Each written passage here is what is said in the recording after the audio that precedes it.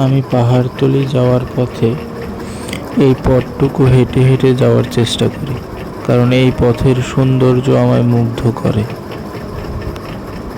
আমার মাঝে মাঝে মনে হয় এই পথ যেন আমায় একলা চলা শেখায়। এই পথটুকু আমি অনেকের সাথেই হেঁটে দেখেছি, তারা সবাই আমার খুব কাছের বন্ধু ছিল। অনেকেই এখনো আমার পাশে থেকে আমাকে সাপোর্ট দিয়ে যাচ্ছে, আবার অনেকে হারিয়ে গেছে জীবন থেকে। আমার পাশে থাকা বন্ধুদের সাথে হাঁটতে হাঁটতে সেই হারিয়ে যাওয়া বন্ধুদের স্মরণ করি। কেন জানি না আমি এই পথের মায়ায় বারবার পড়ি। আমার বর্তমান সময়টা এই সুন্দর ঝলমলে রাস্তার মতো নয়, কিন্তু আমার জীবনে এখন সব আছে।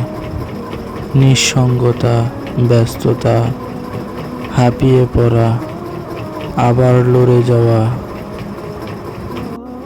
আবার হোঁচট খাওয়া, আবার উঠে দাঁড়ানো, এমনটাই এখন আমার জীবন।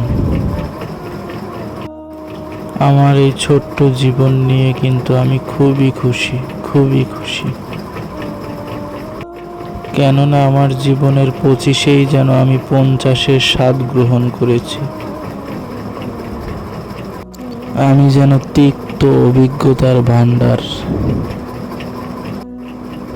কারেন্টের তারে যখন বিদ্যুৎ সংযোগ থাকে তখন মানুষ ওই তারকে ভয় পায়। ঠিক একই তার যখন বিদ্যুৎ সংযোগ না থাকে তখন মানুষ কিন্তু ওটাতে কাপড় শুকোতে দেয়। আমি নিজেকে বৈদ্যুতিক সংযোগ থাকা তারের মতো করতে চাই, যাতে আমায় ছুঁতেও ভয় লাগে মানুষের। আমি অনেকের জন্যই নিজের জীবনটাকে খুব সহজ করে দেখেছি, কিন্তু তারাই আমার জীবনটাকে খুব কঠিন করে রেখে গেছে। আমি তখন একটা জিনিস বুঝতাম না, সেটা হচ্ছে বন্ধুত্ব হয় সমানে সমানে। সেটা টাকা পয়সার দিক দিয়ে নয়, মেন্টালিটির দিক দিয়ে।